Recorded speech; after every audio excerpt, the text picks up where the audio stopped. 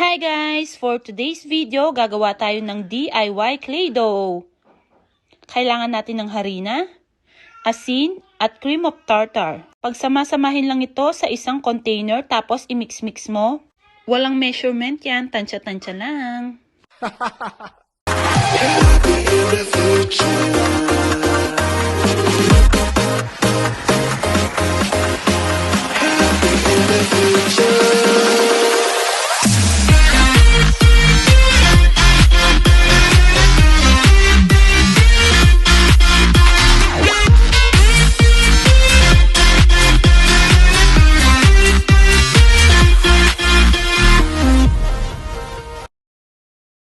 Sa maliit na mangkok, nag-add tayo ng tubig, mantika, at paunti-unting harina.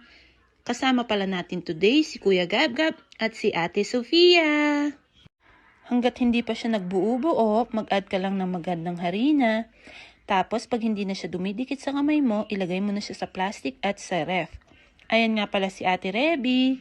Humabol siya dahil kanina gumagawa siya ng assignment. Habang nasa ref ang mga clay dough, playtime muna with Matia. At syempre, pag nagkalat ka, kailangan mong maglinis. Ayan si Martina, naglilinis. Ayan po ang kailangan ng ingredients. Thank you for watching. God bless. Bye!